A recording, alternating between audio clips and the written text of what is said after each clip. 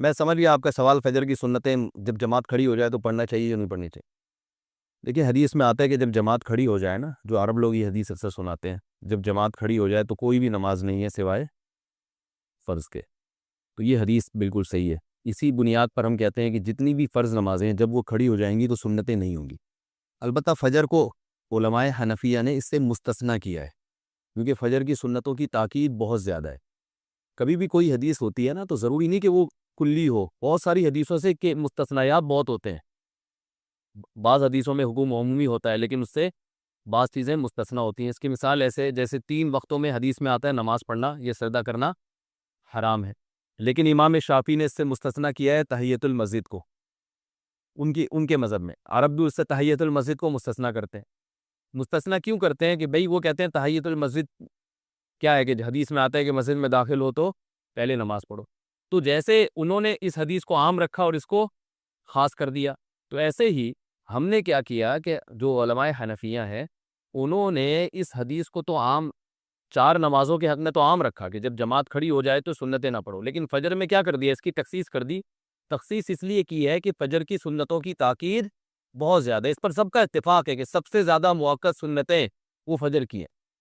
اور ہی صرف قیاس برائے قیاس نہیں، عبداللہ ابن مسعود رضی اللہ تعالیٰ عنہ سے دیگر بعض صحابہ سے صحیح سند سے ثابت ہے کہ جب وہ فجر کی جماعت کھڑی بھی ہو جاتی تھی تو وہ مسجد کے باہر سنتیں پڑھ لیتے تھے. لیکن اس میں ایک جہالت ہے، وہ یہ ہے کہ جس برآمدے میں نماز ہو رہی ہو وہی سنتیں پڑھنا یہ جائز نہیں ہے. لوگ کیا کرتے ہیں، ادھر جماعت ہو رہی ہے ادھر ہی سنتیں. تو اگر آپ کے پاس کہیں باہر یا بالکل کونے میں کسی ستون کے پیچھے سنتیں پڑھنے کی جگہ نہیں ہے تو پھر آپ سنتیں چھوڑ دیں. سمجھ رہے؟ کیونکہ جہاں جماعت ہو رہی ہے بالکل وہیں اسی مقام پہ اسی برآمدے میں کھڑے ہو کر سنتیں پڑھنا اس کی اجازت نہیں ہے.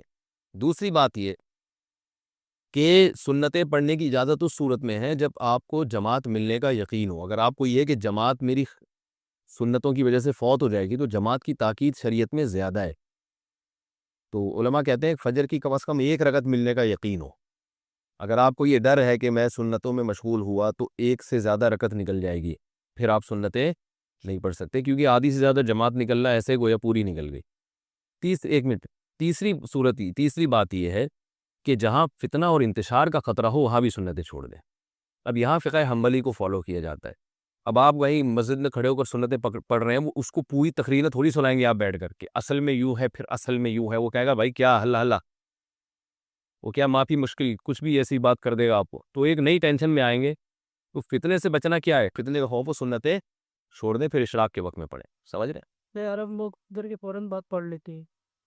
فجر کے فوراً بعد بھی سنتیں پڑھنا ہمارے یہاں جائز نہیں ہے، کیونکہ فجر کی نماز کے بعد نوافل نبی صلی اللہ علیہ وسلم نے کبھی نہیں پڑھے. عبداللہ ابن عمر رضی اللہ عنہ سے صحیح سند سے ثابت ہے. یہ جو حدیث میں آتا ہے نا کہ جب جس کی سنتیں رہ جائے تو فجر کے بعد پڑھے، تو ہم یہ کہتے ہیں بعد سے مراد جب مکروہ وقت گزر جائے، کیونکہ عبداللہ بن عمر رضی اللہ عنہ کی سنتیں رہ گئی تھیں تو انہوں نے باقاعدہ انتظار کیا اور وہ بیٹھے کافی دیر تک. جب سورج طلوع ہوا ہے تو پھر انہوں نے سنتیں پڑھی ہیں. تو عبداللہ بن عمر رضی اللہ عنہ کا یہ عمل بتاتا ہے کہ بعد کا جو حدیث میں آتا ہے نا بعد میں پڑھو، اس کا کیا مطلب. بھی پڑھے تو بھی جائز ہے لیکن بہتر ہے کہ اس کو پڑھے.